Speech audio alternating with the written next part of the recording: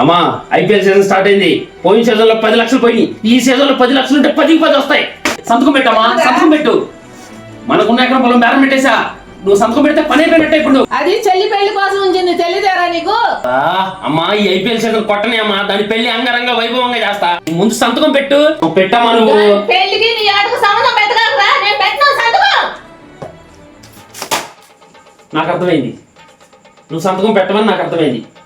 నిన్ను చంపినా నువ్వు సంతకం పెట్టవు. నేను చచ్చిపోతా. నీ ప్రాణం అంటే నీకు ఆశలేదు, కానీ నేనంటే నీకు ప్రాణం అమ్మా. పెట్టు, నువ్వు పెట్టమ్మా, పెట్టు.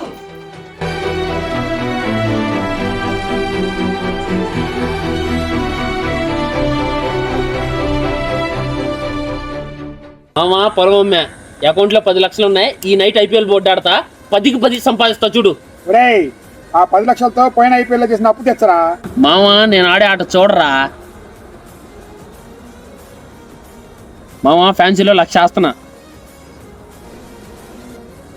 అబ్బా పోయింది మామా.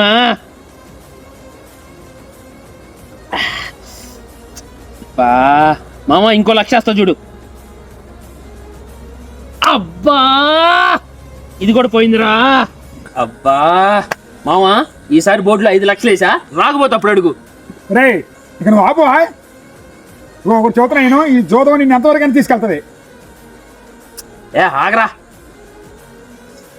ఛీ, నీ సావు నువ్వు సావు, వచ్చేదాకా మారు. ఏ పోరా నువ్వు పో.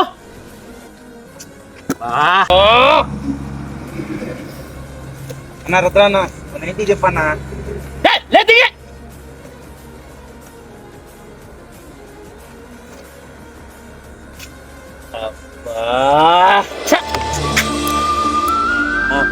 దాని పెళ్లి అయిపోతే అందరూ ఊరేసుకొని సావాలరా. మన చెల్లి పెళ్లి గ్రాండ్ గా చేసుకోవచ్చు.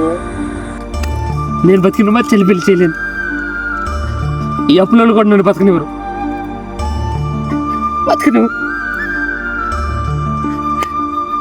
నా చావు ఒకటే మార్గం. ప్రతి తల్లిదండ్రులు పిల్లల్ని గారాబంగా పెంచడం తప్పు. వాళ్ళు ఇప్పుడు చస్తా అని బెదిరిస్తే ఆస్తి రాసివ్వడం ఇంకా తప్పు.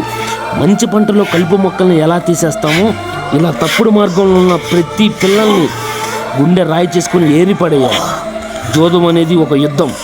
ఈ యుద్ధంలో ఏదో ఒక రోజు చావు తప్పదు కదా.